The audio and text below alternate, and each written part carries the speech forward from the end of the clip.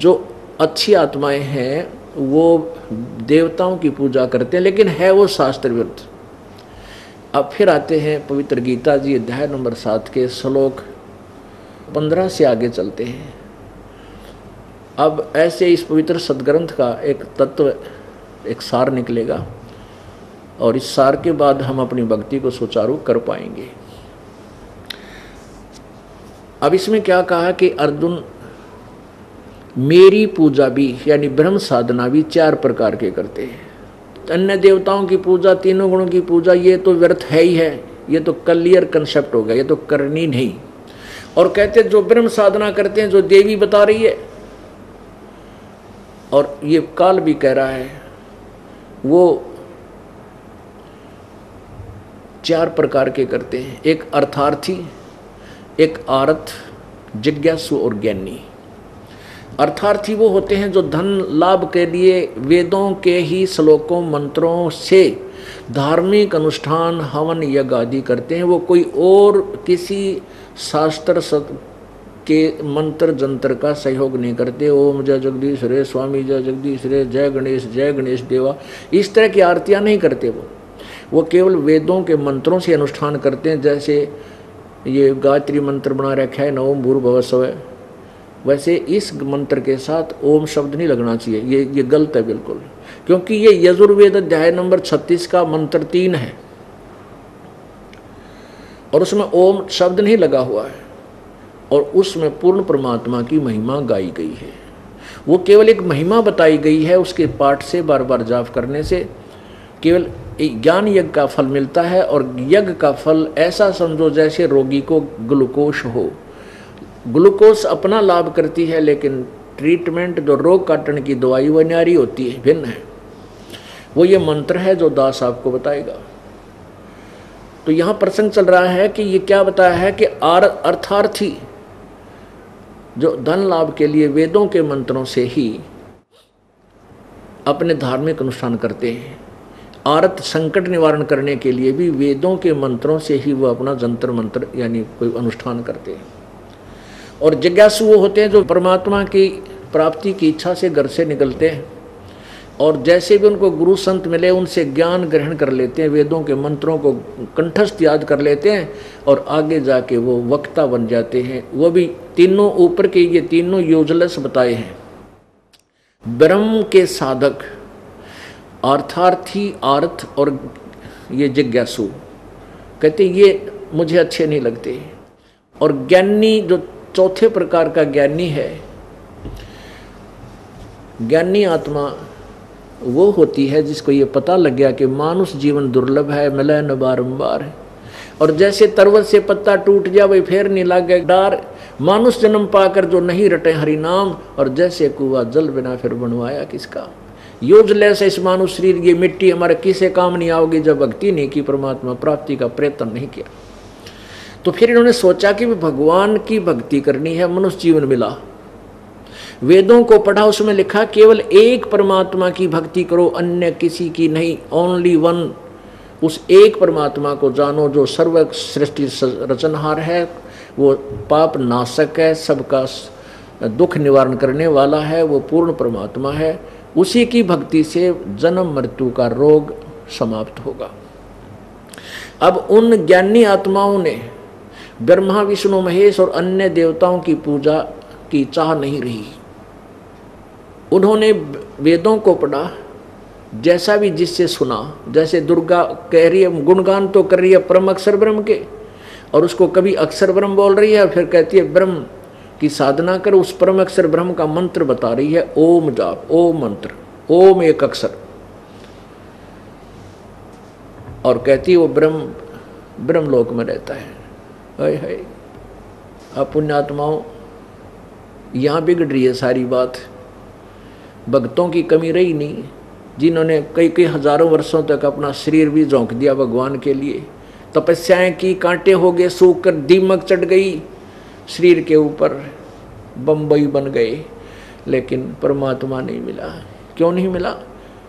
क्योंकि उनको तत्वदर्शी संत नहीं मिला। जो गीता जी अध्याय नंबर 4 के श्लोक नंबर 34 में कहा कि अर्जुन, जो चौथे अध्याय के 32वें श्लोक में जिस परमेश्वर की अमर वाणी यानी तत्व ज्ञान के विषय में कहा है, जिसमें विस्तार से सब अनुष्ठान के यज्ञों के विषय में जानकारी है, वो किसी तत्वदर्शी संत के पास जाकर समझ उन तत्वदर्शी संतों को दंडवत प्रणाम कर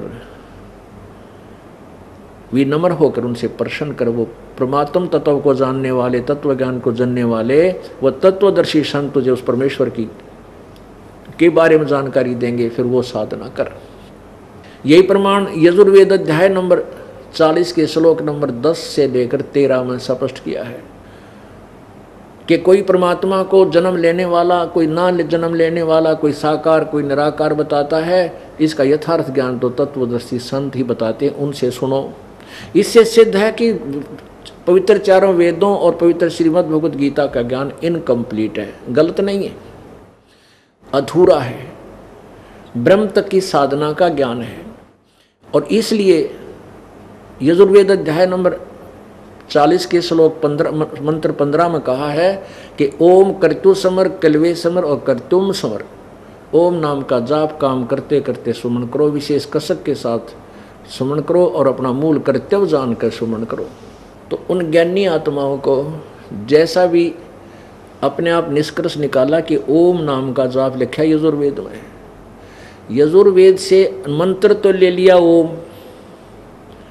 और वो मान लिया पूर्ण परमात्मा का, उस एक सर्वशक्तिमान एक भगवान का, एकम एक, जो और परमात्मा नहीं है उसके तुल्य, वो मान लिया उसका, और ओम नाम का जाप करने लगे। और फिर ये हठ योग कहाँ से ले लिया? ये घोर तप करना, ये किसी शास्त्र में नहीं है। जो घोर तप को तपते हैं वो शास्त्र में साधना है, वो नरक के भागी है। ये तप कहाँ से लिया इन ऋषियों ने?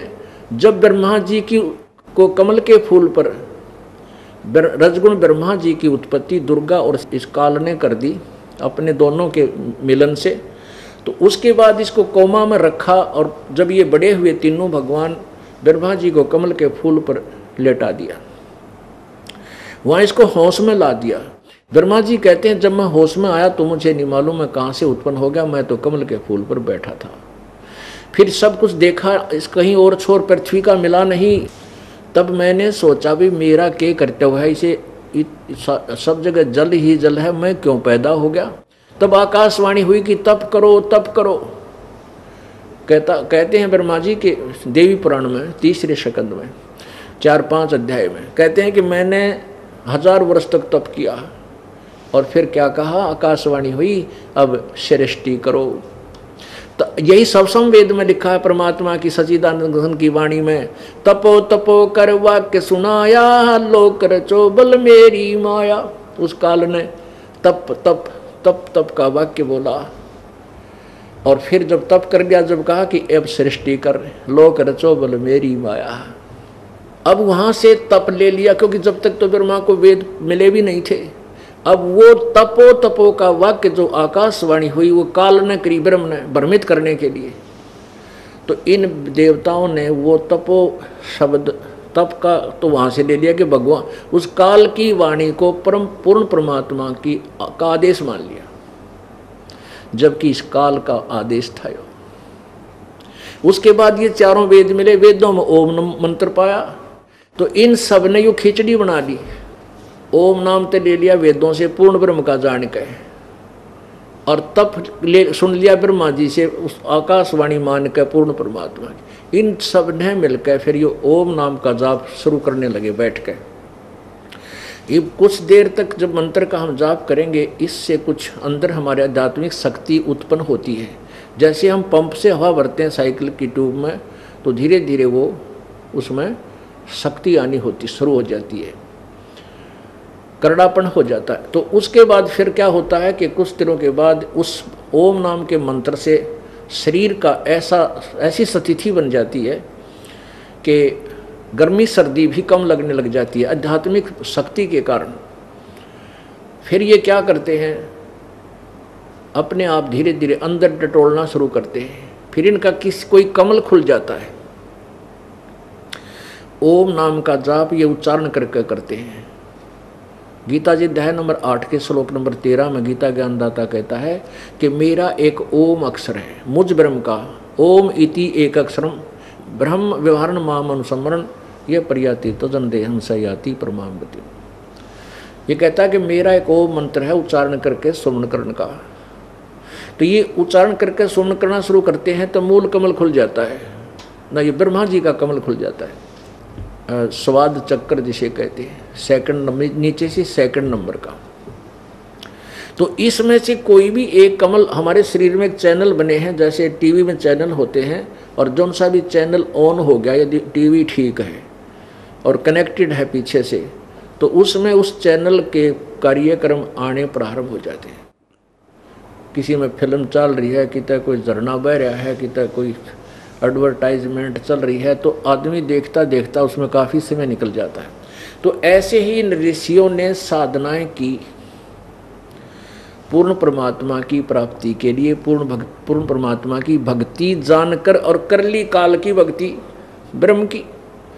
तो ऐसे ही समाधिस्थ हुए, इनको अंदर की झलक आने लगी और अंदर टेलीविज़न की तरह बहुत सुंदर दृश्य आने शुरू हो जाते हैं, जो समाधि लगाती है। वैसे समाधि में 10 मिनट भी ना बैठा आदमी, बजाय अंदर कुछ ना दिखा तो इसने कौन ड्रेड हो वे, मतलब अंदर इस शरीर में पूरे ब्रह्मांड के जहाँ जहाँ भी जिस कमल का संबंध है, उसके इस कमल के अंदर, इस हमारे शरीर के अंदर रीढ़ की हड्डी के अंदर की तरफ जो बने हुए कमल हैं, इनमें ऊपर के पूरे दृश्य टीवी की तरह एक स्थान पर आप देख सकते हैं। तो ये ऋषि लोग ऐसे देखने शुरू कर दिए ना, आप बिना पता कौन से कमल में कहाँ घूम रहा हूँ मैं, तो वो ऊपर के नज़ारे किधर डांस हो रहे हैं, किधर बाजे बाज रहे हैं ऊपर के लोगों के, और किधर झरने बह रहे हैं, किधर कुछ हो रहा है, किधर कुछ हो रहा है, उनको देख देख कर ये काफ़ी वर्षों तक बैठे रहते हैं। और ऐसी अभ्यास, ऐसी आदत बन जाती है, जो ही वो बाहर समाधि टूट जाती है तो बाहर का दृश्य उसको अच्छा नहीं लगता, फिर बाज के फिर अंदर देखते हैं, अब देखूंगा ऊपर क्या है, और वो देख रहे हैं फिल्म, और बैठने से तप बन गया। अब उस फिल्म को देखने के लिए जो वो बैठे रहे 10 वर्ष, 20 वर्ष, 50 वर्ष, उससे तप बन गया और सिद्धियां आ गई इन मंत्र से। ये प्रभु पाक गए, जो बैटरी चार्ज कर ली 5, 10, 20, 50 वर्ष बैठ कर जो साधना की, उससे तप बन गया, और तप के साथ साथ जो मंत्र जाप करते थे, सिद्धियां आ गई। और फिर भगवान तो मिला नहीं, क्योंकि इस काल भगवान ने प्रतिज्ञा की है कि मैं कभी भी अपने वास्तविक रूप में किसी के सामने नहीं आऊँगा। अब जब जैसे भी कोई साधक साधना कर रहा है, किसी को तो ब्रह्मा रूप में भी दर्शन दे देता है समाधि में, किसी को विष्णु रूप में, किसी को शिव रूप में। तो वो साधक जिसने शिव रूप में साथ दर्शन दिए हैं काल ने, ब्रह्म ने, उस ओम नाम के जापते हैं, तो वो मान लेता है कि शिव जी जो है ना, ये तमोगुण शिव, ये ही पूर्ण परमात्मा है। और जिसको इसने दिए विष्णु रूप में दर्शन, तो वो मान लेते हैं ये विष्णु जी ही परमात्मा है, ये छुपा रहे हैं अपने आप को। अब तक यो ऐसे या रोल गदोल हो रही थी इस ज्ञान की, अब ये कति क्लियर हो जाएगा आपके समक्ष। अब परमेश्वर कबीर देव की वाणी, नौमन सूत उलझिया और ऋषि रहे झकमार, और सतगुरु ऐसा सुलझा दे भाई उलझे ना दो जी बार। सतगुरु तत्वदर्शी संत, वो कबीर परमात्मा आए थे, वो सुलझा कर धरके गए थे उस सूत को, लेकिन हम बालक हैं, हमने फिर उलझा लिया। अब परमात्मा ने उसको सुलझाने की विधि लिख रखी थी इस दास को, फिर वो टेक्निक दे दी जिससे ये नौमन सूत, अर्थात इतना जबरदस्त अज्ञान बना रखा था इस काल के दूतों ने, नकली ऋषि, महर्षि, इन गुरुओं ने। अब वो 1 मिनट में इस असुलझ गया। इस कलयुग में तो उलझ जाए कोई नया भी ज्ञान, जब तक ये भक्ति चाहेंगे संसार दुनिया, आगे भक्तिहीन हो जाएंगे, वो कुआं में पड़ो, वो बात अलग है। अब देखिएगा, पढ़िएगा गीता जी अध्याय नंबर 7 के आगे के 16, 17, 18 और 19, 20, 21, 22, 23 आपने पढ़ लिया। अब बीच में ऐसे चैप्टर अलग अलग हैं, इसमें अलग अलग सतिथि का ज्ञान है। अब देखिएगा,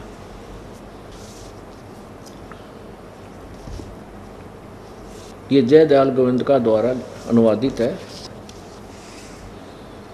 प्रकाशक एवं मुद्रक गीता प्रेस गोरखपुर, गोविंद भवन कार्यालय कोलकाता का संस्थान। अध्याय नंबर 7 का और श्लोक नंबर ये देखिएगा 16।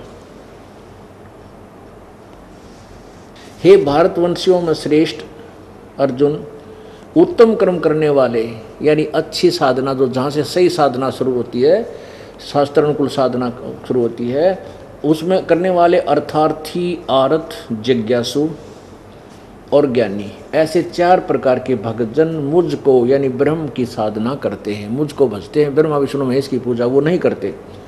17 में कहा है कि उनमें नित्य मुझ में एक ही भाव से सतीत अनन्य प्रेम भक्ति वाला ज्ञानी भक्त मुझे बहुत पसंद है, अति उत्तम है। इन 4वां में यो श्रेष्ठ है, क्योंकि मुझको तत्व से जानने वाला ज्ञानी को मैं अत्यंत प्रिय हूँ और वह ज्ञानी मुझे अत्यंत प्रिय है।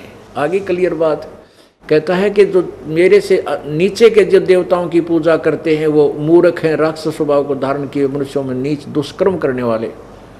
और जो सुकृत अच्छे कर्म या शास्त्रानुकूल साधना कहाँ से प्रारंभ होती है? मुझ से प्रारंभ होती है, जो मुझे इष्ट मानकर पूजते हैं।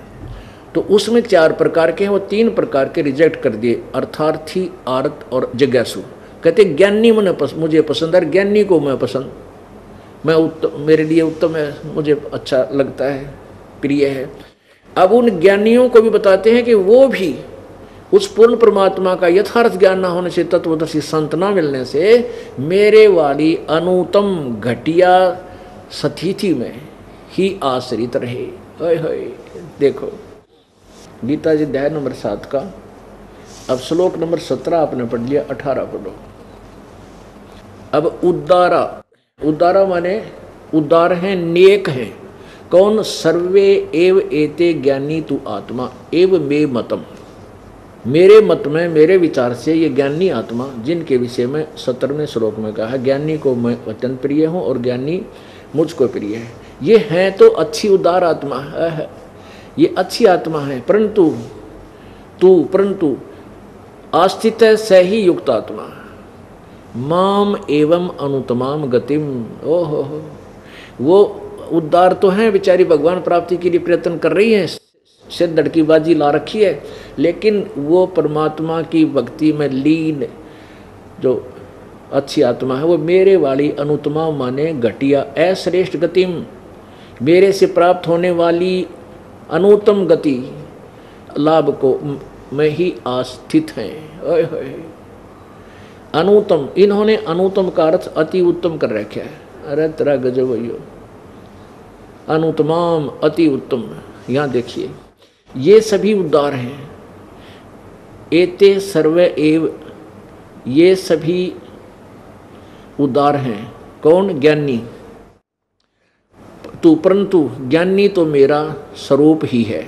तेरा कैसे घुमा दिया, यह मेरा मत है, मेरा मत है, क्योंकि वह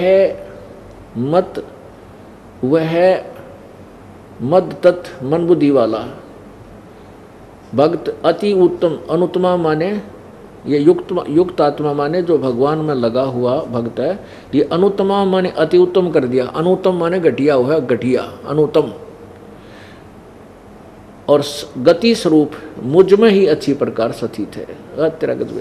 अभी इसी की 24 में और लिखा है इसी का अनुत्तम का अर्थ देखिए, ये 24 में ये कहता है कि बुद्धिहीन पुरुष मेरी अनुत्तम माने अनुत्तम, यहां तक अनुत्तम लिख दिया और यहां अति उत्तम कर दिया, अनुत्तमा माने अति उत्तम। अब ये दास बताएगा आपको इसका रहस्य, क्यों अनुत्तम क्यों लिखा। अब यहाँ क्या बताते हैं ये उलझाने वाले, कहाँ फंसाते हैं इसे, अपने ज्ञान अड़ंगे को कहाँ उलझाएंगे जो आपको भ्रमित करते हैं। कहते हैं समाज के अंदर अनुत्तम का अर्थ होता है जिससे अच्छा कोई और ना हो। अरे तेरा गजब भैया। अब जैसे उत्तीर्ण क्या होता है? उत्तीर्ण सफल, पास, और अनुत्तीर्ण असफल, फेल। यदि अनुत्तीर्ण को ये मान के चल ले बालक जो फेल हो गया है, कहता फिरे कि मैं तो सबसे पास हूँ, मेरे बराबर कोई पास नहीं, अनुत्तीर्ण। अब कहता रहे उसके कहने से कि वो पास हो जाओगा, वो तो अनुतीर्ण शब्द से जकड़ा जा चुका है। ऐसे ही अनुत्तम। और मान लीजिए हम ये सोच कर चलें कि यहाँ, क्योंकि यदि हम उनकी बात को ऊपर रखें कि अनुत्तम का अर्थ यहाँ ये माने कि जिससे उत्तम कोई और गति ना हो, तो फिर 18वें अध्याय के 62वें श्लोक में और 15वें अध्याय के चौथे श्लोक में किसी और बहुत सी जगह है जहाँ पर गीता ज्ञानदाता अपने से अन्य किसी परमात्मा की साधना करने को कहता है। 18 गीता जी अध्याय नंबर 18 के श्लोक 62 में कहा कि अर्जुन तो सर्वभाव से अनन्य मन से उस परमेश्वर की शरण में जा, उस तत्व ब्रह्म की, उस परमेश्वर की शरण में जा जिसकी कृपा से तू शाश्वत स्थान परम शांति को प्राप्त होगा और शाश्वत स्थान यानी सतलोक में चला जाएगा। शाश्वत माने अजर अमर, जो कभी नष्ट नहीं होता, वो सत्यलोक है। ब्रह्मलोक भी नाशवान है, ब्रह्मलोक में गए हुए साधक भी नाशवान है, जन्म और मृत्यु होती है। गीता ज्ञानदाता अध्याय नंबर 4 के श्लोक नंबर 5 और 9 में कहता है कि अर्जुन तेरे और मेरे बहुत जन्म हो चुके, तू नहीं जानता, मेरे जन्म और कर्म अलौकिक है। गीता जी अध्याय नंबर 10 के श्लोक 2 में कहा है गीता ज्ञानदाता ने कि अर्जुन मेरी उत्पत्ति को, मेरे जन्म को न तो ऋषि जन जानते ना ये देवता, क्योंकि ये मेरे से उत्पन्न हुए, क्योंकि ये ब्रह्मा विष्णु महेश काल से उत्पन्न हुए हैं दुर्गा के संयोग से, और आगे फिर इन्हीं की संतान है ये जितनी संसार सृष्टि है। तो पिता की जन्म को, पिता की इस उत्पत्ति को संतान नहीं जान सकती। दादाजी बताते हैं, डेट ऑफ बर्थ बता देंगे, उनका सारा विवरण बता देंगे। तो पूर्ण परमात्मा कबीर देव जो हम सबका पिता है, परम पिता है, उन्होंने आकर के ये सारी हिस्ट्री बता रखी है पहले अपनी उस सच्चिदानंद घन की वाणी में, अपने कबीर वाणी में वो पहले लिख रखी भगवान ने, जो आज सब सदगण समर्थन दे रहे हैं उसको।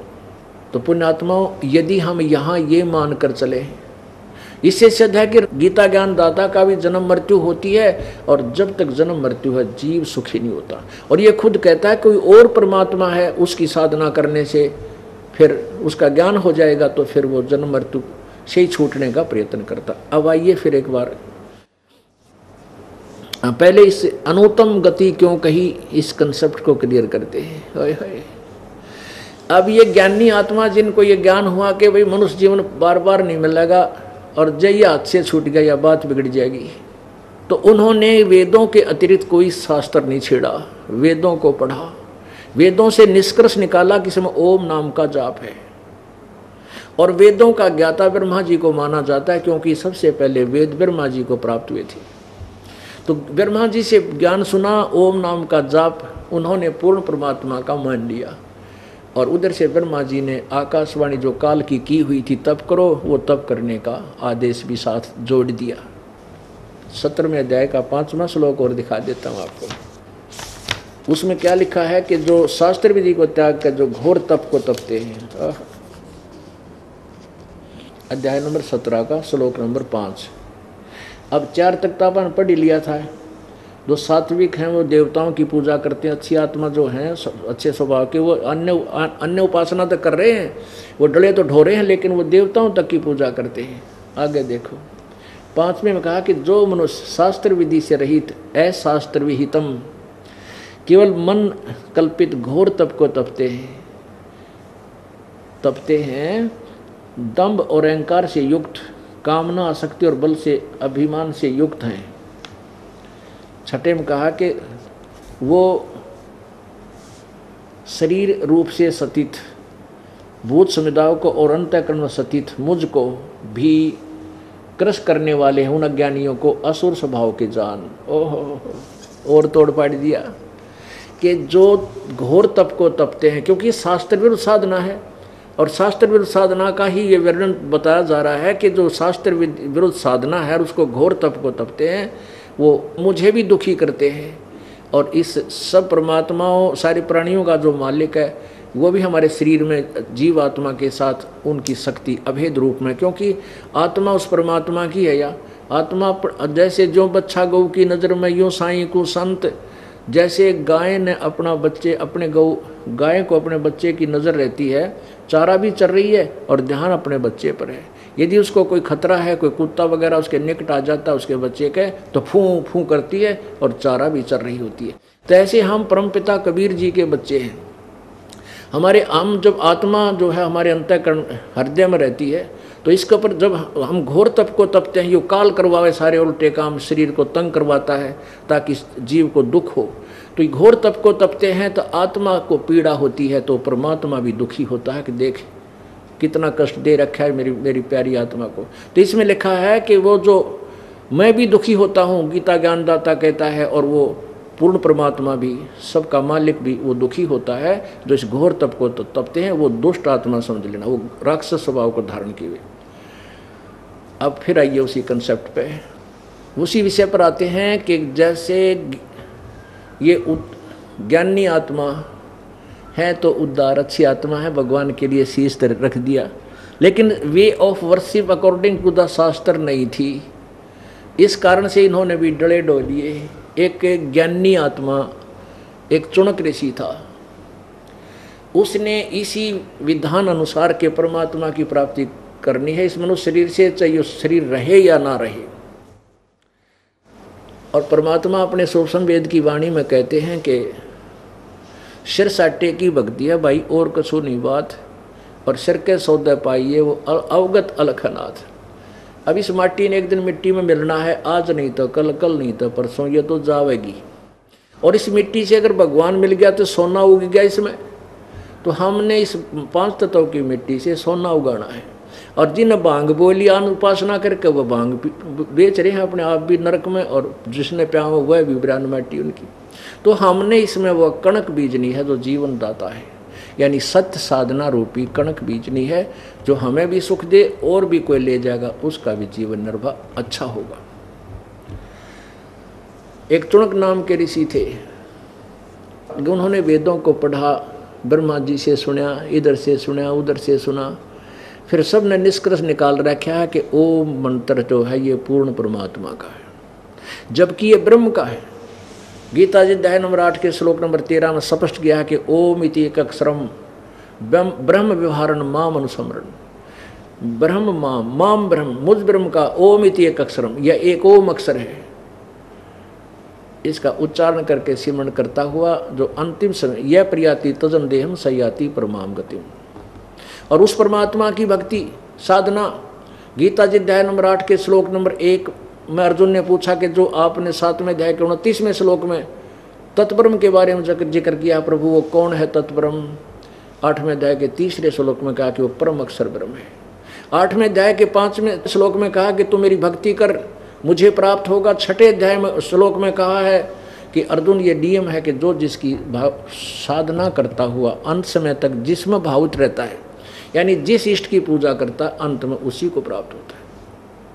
8वें अध्याय के 7वें श्लोक में कहा कि अर्जुन तू युद्ध भी कर और मेरी साधना मेरी भक्ति कर, मुझे प्राप्त होगा। 8वें अध्याय के 8, 9, 10 में कहा है सच्चिदानंद घन परमात्मा की जो साधना करता है और अंतिम समय तक उसी की साधना करता हुआ भक्ति की शक्ति से वो उस परमात्मा को प्राप्त करता है।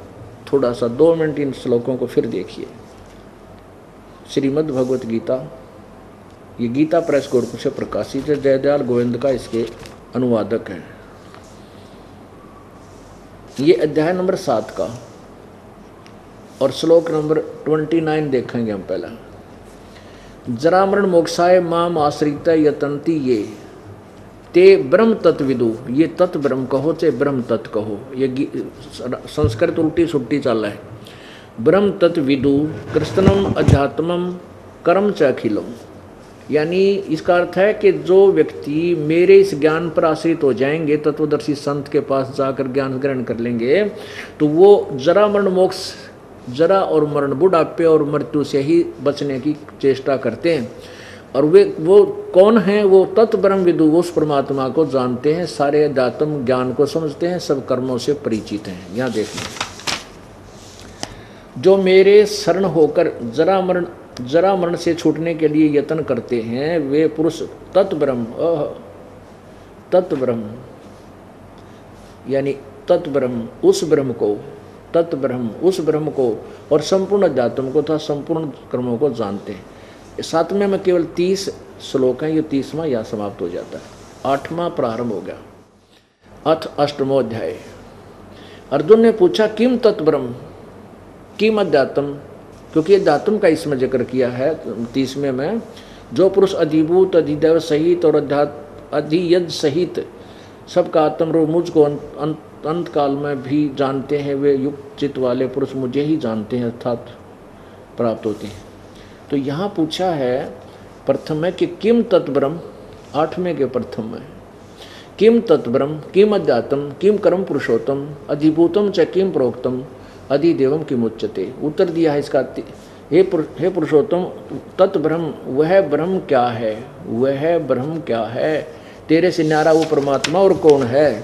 तीसरे में उत्तर दिया है कि वह परम अक्षर ब्रह्म है, वह तो परम अक्षर ब्रह्म है। अच्छा, ये 5वें में क्या कहा है, 8वें अध्याय का 5वें में कहा है कि जो पुरुष अंत काल में भी मुझको ही स्मरण करता और शरीर त्याग कर जाता है, वह मेरे, वैसे तो ये लिखा साक्षात रूप को नहीं, वह मेरे भाव में भावुत होता, मद भावम याति, वह मेरे भाव में भावित रहता है, मेरे भाव में भावुत रहता है, उसमें कोई संशय नहीं। और 6 में इससे लिंक है।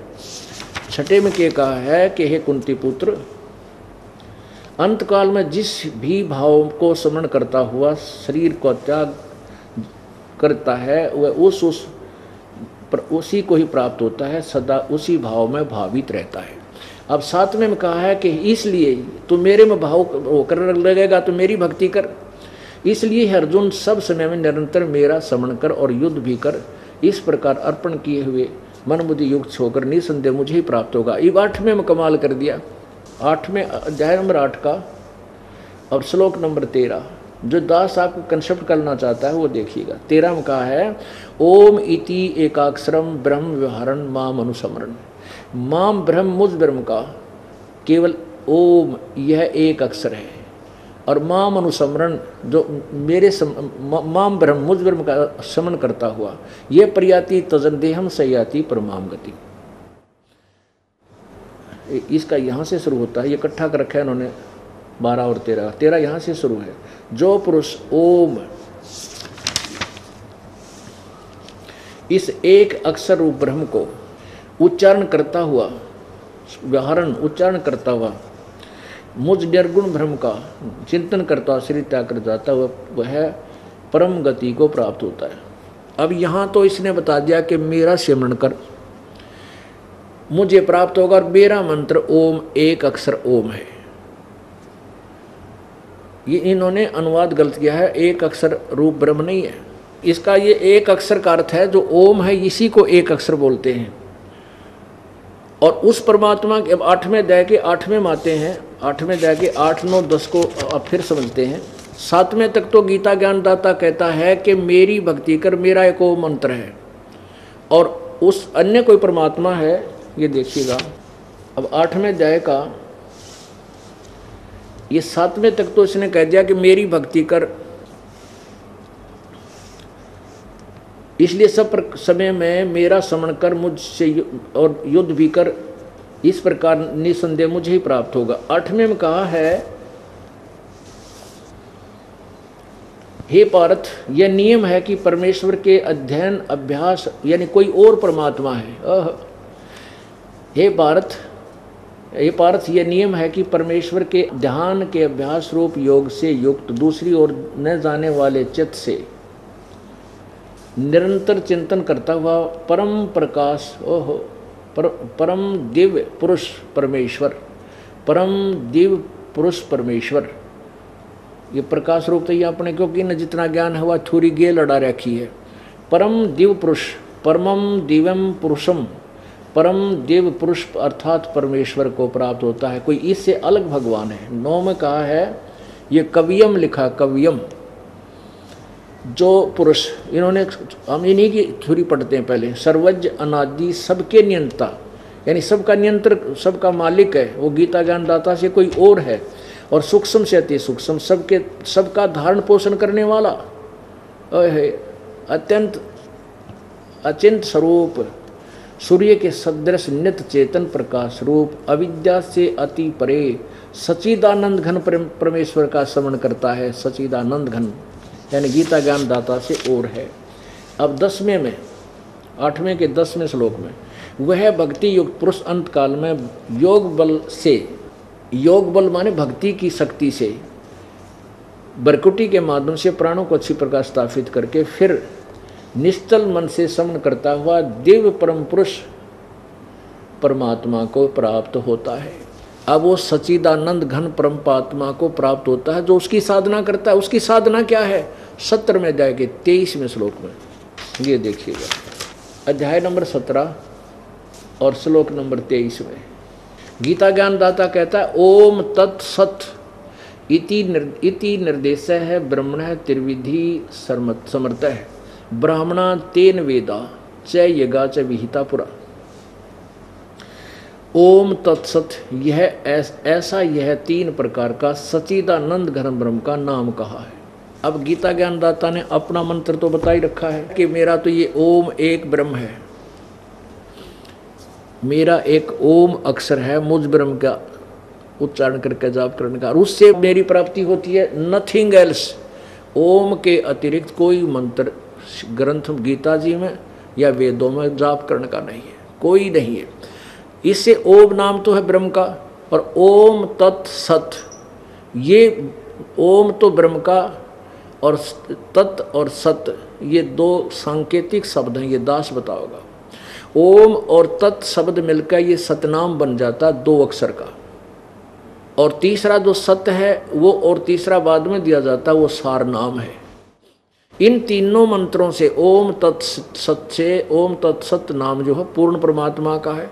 अब कहते हैं उसकी भक्ति करता है तो उसके पास जाता है, उस भक्ति की शक्ति से, उस मंत्र के जाप की कमाई से, और मेरा जो ओम नाम का जाप करता है मेरे वाली गति को प्राप्त होता है। अब इस काल वाली गति, ब्रह्म वाली गति पर विवेचन करते हैं। अब हम फिर अपने उसी कंसेप्ट पर आते हैं, उसी विषय पर आते हैं कि 7वें अध्याय के 18वें श्लोक में गीता ज्ञानदाता कहता है कि ये ज्ञानी आत्मा जिनको पता लगा कि भगवान की भक्ति नहीं की इस मनुष्य शरीर से तो ये व्यर्थ है, और परमात्मा की भक्ति केवल एक भगवान की भक्ति करनी है जिससे सब ब्रह्मांडों की उत्पत्ति हुई है, जो सबका मालिक है, मोक्षदायक है, और किसी की भक्ति वो भक्ति करने योग्य नहीं है। तो उन्होंने क्या किया कि ओम मंत्र का जाप वेदों से जैसा भी किसी से सुना या आप जाना, और तप करने का वो तप का ज्ञान जो है वो ब्रह्मा जी से वो खिचड़ी ज्ञान बना लिया। एक चुणक नाम के ऋषि थे, उन्होंने विचार किया कि मनुष्य जीवन बार बार नहीं मिलता। उन्होंने उसी आधार से, उस लोक वेद के आधार से इस ब्रह्म को संपूर्ण परमात्मा मान रखा था। लोक वेद होता है सुना सुनाया ज्ञान, दंत कथा, जो जनसाधारण की थ्योरी होती है उसको लोक वेद बोलते हैं, जो सदग्रंथों में वर्णित ना हो। तो उसमें क्या हुआ कि उसने चणुक ऋषि जी ने हजारों वर्षों तक ओम नाम का जाप और मेडिटेशन, वो हठ योग तप किया। अब इस ओम नाम के जाप से परमात्मा प्राप्ति नहीं होती। गीता जी अध्याय नंबर 11 के श्लोक नंबर 47-48 में कति क्लियर किया है गीता ज्ञान दाता काल ने। 11वें अध्याय के 32वें श्लोक में गीता ज्ञान दाता कहता मैं काल हूँ। पुण्यात्माओं श्री कृष्ण काल नहीं थे, उन्होंने ना पहले कभी काल कहा अपने आप को, ना बाद में कभी काल कहा। वो तो एक सतोगुण भगवान थे, बहुत अच्छी आत्मा के प्रभु थे। श्री कृष्ण जी के शरीर में प्रवेश करके, श्री कृष्ण जी के शरीर में प्रवेश करके भूत की तरह, प्रेत की तरह यू काल बोल रहा था गीता के ज्ञान को। इसने कहा 11वें अध्याय के 47-48 श्लोक में कि अर्जुन ये मेरा वास्तविक रूप है, मैं काल हूँ, और मेरे इस ज्ञान के मेरे इस रूप के दर्शन अर्थात मेरी प्राप्ति ना तो किसी को पहले हुई ना आगे हो सकती, ये मैंने तेरे पर कृपा करके दिखाई है। ये ना किसी वेदों वर्णित विधि से, ना किसी यज्ञ से, ना जप से, ना तप से किसी प्रकार भी नहीं हो सकती। इति सिद्धम की वेदों में वर्णित विधि से प्रभु प्राप्ति नहीं है। अब इन ज्ञानी पुरुषों ने, विद्वान पुरुषों ने, परमात्मा के चाहने वाली अच्छी आत्माओं ने, उद्धार आत्माओं ने परमात्मा पाने के लिए ये डले डोए ओम नाम का जाप और ये तप किया। अब गीता जी अध्याय नंबर 17 के श्लोक नंबर 5 और 6 में स्पष्ट किया है कि शास्त्र विधि को त्याग कर जो साधना तो कर ही रहे हैं, यहाँ उपासनाएं जो करते हैं, लेकिन वो ज्ञानी भी जो है वो घोर तप को तपते हैं। और शरीर के अंदर जो मैं यानी पूर्ण परमात्मा और ये काल, क्योंकि इन कमलों में ये भी रहता है, सहस्रार कमल में, ये घोर तप को तपते हैं, ये मुझे भी दुखी करते हैं। और अंतःकरण में विराजमान वो पूर्ण परमात्मा जो जीवात्मा का के ऊपर जिसकी दृष्टि है उसको देख कर कहते हैं संत सताए मैं दुखी, मेरा आपा भी दुख होए। उसको भी दुखी करते हैं। वो राक्षस स्वभाव को जान, राक्षस स्वभाव के, असुर स्वभाव के जान। अब इनको भी असुर स्वभाव में गिन दिया जो ब्रह्म तक की साधना करते हैं, ब्रह्म तक की मीन जो हठ योग करते हैं। अब चुनक ऋषि थे, उन्होंने वेदों से तो ले लिया ओम मंत्र और हठ योग ले लिया ब्रह्मा जी की सुनी सुनाई आकाशवाणी इस काल की, वो तप किया और साथ में किया योग ओम जाप। तो परमात्मा तो मिला नहीं। कुछ दिनों के बाद क्या होता है, ऐसे साधक के वचन में शक्ति आ जाती है और किसी को कह देता है तेरी टांग टूटेगी, वह टांग टूट जाती है। किसी को कहता है तेरा बच्चा मरेगा, क्योंकि उसको कुछ उसके अंदर से जितनी रेंज होती है उतनी दिव्यदृष्टि खुल जाती है। उसमें भविष्य में होने वाले कुछ उसके कर्म वो बता सकता है, क्योंकि ये पहले ऑलरेडी फिल्म बनी हुई हमारे अंदर डिपॉजिट है जो तेरे साथ जो बीतेगी जीव के साथ। तो लोग अन्य प्राणी उनको समझ लेते हैं यो महात्मा के तो चाड़ा पड़ा है तो भगवान ने पड़ा है, देखो भविष्य की बता दी। और किसी को बद्दुआ दे देता हुआ भी फल जाती है, क्योंकि उसने जो बैटरी चार्ज की थी अब उसने वो डिस्चार्ज करने पर ला दिया काल ने। काल न्यो भ्रमित रखे हुए सब प्राणियों को। अब चुनक ऋषि जैसे ऐसे कई चमत्कार हो गए तो और दूसरे साधक संत ऋषि और आसपास के ग्रामीण लोग उसको देवता मान के, भगवान मान के उसके गुणगान लगे हुए। चुनक जैसा सिद्ध पुरुष हमने नहीं देखा, चुनक ऋषि जैसा। अब चुनक ऋषि को अहंकार हो गया। गीता जी अध्याय नंबर 17 के श्लोक 5-6 में स्पष्ट लिखा है कि वो अहंकार से युक्त हो जाते हैं वो लोग। अब उसमें अभिमान हो गया कि मैं तो मेरे जैसा कोई है नहीं, मेरे वचन में ये शक्ति, मैं ये कर दूं, मैं वो कर दूं। एक मानधाता चक्रवर्ती राजा था। चक्रवर्ती मीन पूरे पृथ्वी पर जिसका शासन हो, पूरी पृथ्वी के शासक को चक्रवर्ती राजा कहते हैं। और वो चक्रवर्ती राजा क्या करता है, कुछ समय के उपरांत 1 वर्ष में, 2 वर्ष में, 4 वर्ष में एक अपना घोड़ा छोड़ देता है जिस पे वो स्वयं सवारी करता, जो राजा का घोड़ा होता स्पेशल। और उसके गले में एक पोस्टर चिपका दिया जाता है, पट्टी बांध के फट्टी लटका दी जाती है। उस पे लिखा होता है कि जिस नरेश ने, जिस छोटे राजा ने चक्रवर्ती राजा की अधीनता स्वीकार नहीं है, वो इस घोड़े को बांध ले और युद्ध के लिए तैयार हो जाए। और राजा के पास उसमें लिख दी जाती है 72 अक्षौणी सेना है, ऐसा लिखा हुआ। वो घोड़ा पूरी पृथ्वी पर घूम कर वापस आ गया, किसी की नहीं पकड़ा किसी ने, सबने चक्रवर्ती राजा मानदाता की पराधीनता स्वीकार कर ली। अब जो घोड़ा और सैनिक गए थे वहां से, कहां से, जहां चुनक ऋषि की कुटिया थी।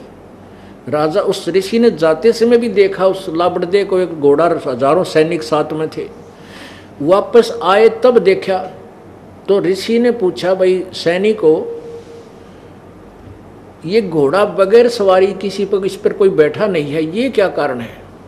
तो उन सैनिकों ने बताया कि ऋषि जी, ये राजा मानधाता चक्रवर्ती का घोड़ा है और इस पे कोई बैठ नहीं सकता। उन्होंने अपना सारा कारण बताया कि हम ऐसे ऐसे इसको छोड़ा हुआ है, कोई चक्रवर्ती राजा की पराधीनता स्वीकार नहीं है, तो इसको पकड़े और पकड़ लेगा तो राजा उससे युद्ध करता है और उसको अपना पराधीन बना लेता है। तो चुनक ऋषि ने पूछा कि भाई इस घोड़े को पूरी पृथ्वी पर किसी ने नहीं पकड़ा, एक ये सैनिक सिपाही एक आधा नकमी आत्मा होया कर, सारे तो नहीं। वो अहंकार बस बोला कि किसकी माँ ने दूध पाया जो हमारे राजा के घोड़े ने पकड़ दिया, जाड़ फोड़ दिया, दांत निकाल दिया उसके। अब उधर से चुनक ऋषि भी अंडी पा क्या बैठा था भाई। कहने लगा अच्छा, अब चुनक ऋषि ने सोचा कि इस राजा और सैनिकों को अभिमान है, लाइन की मरोड़ काट दूं। इस उद्देश्य से क्या इनकी जो ना ठीक सीधा कर दूं इस राजा को। चुनक ऋषि बोला भाई इस घोड़े को मैं पकड़ लूं और तुम्हारे राजा का युद्ध ओट लूं तो क्या हो। वो सैनिक बोले फिर क्या हो, फिर तेरा जूत मारा पकड़ कर देख। वो बोला भाई मैंने इस राजा का घोड़ा पकड़ लिया और युद्ध ओट लिया, युद्ध स्वीकार कर लिया तुम्हारे राजा का। एक सैनिक बोला रे कंगाल, तेरा दाने तो खाना नहीं और युद्ध करेगा मानधाता चक्रवर्ती राजा के साथ। पढ़ ले इस पर क्या लिखा है, 72 सोनी सेना है हमारे राजा की। अब ऋषि बोला भाई यो काम भी मेरा है तुम्हारा नहीं, मैंने युद्ध ओट लिया और घोड़ा बांध दिया।